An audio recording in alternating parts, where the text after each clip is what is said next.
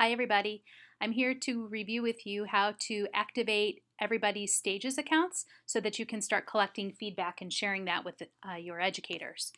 So just to remind you, I'm going to open up a browser and you are going to log into your Stages account. Remember that it's stagessoftware.com with the two S's. You'll get to this screen here and go to the login. I'm actually logged in right now, so I'm going to log myself out and re-log in. So your login is going to be your Valley View password or your Valley View email address.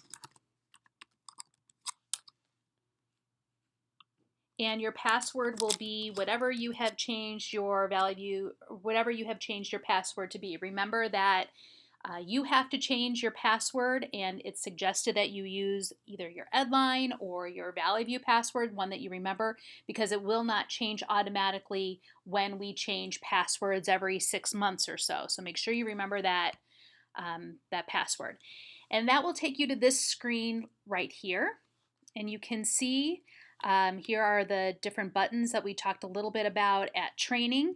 And as I scroll down, you can see the permission to evaluate, so the folks that you have permission to evaluate. Then you'll start seeing these buttons here, and you can see the types of individuals that you have, their names, and then where it says start. So here's some non-tenured folks that I have. Here's some tenured folks I have. Notice that my test accounts are still present. So I'm going to go ahead and actually start one of my test accounts. I'm going to start Amanda Korn. So I'm going to hit start for her. I could have just done start all, and that would have done everybody that was on that list. That might be easier for some of you that have several folks in that particular section.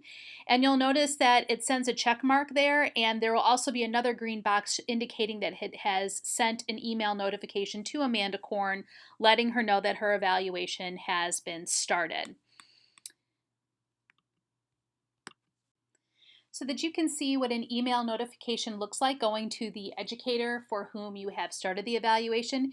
Here's an example of one for LaDonya Stanley. It just sent her a quick email saying that her evaluation has been started and by whom. So you're going to want to make sure that you clarify with individuals that you've just started their accounts up and running, that might not actually be who their primary evaluator is that's doing their summative evaluation at the end of their cycle. It just means that their account has been activated. You'll actually have the ability to type in who the primary evaluator will be at a later time, and that's a video for another day. But that's how you go ahead and activate accounts.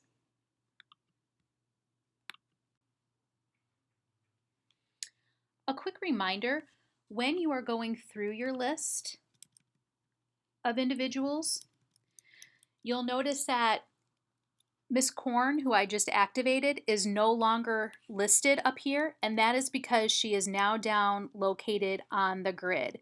So once you have activated, they go down to the grid and you can start doing your observations and recording evidence.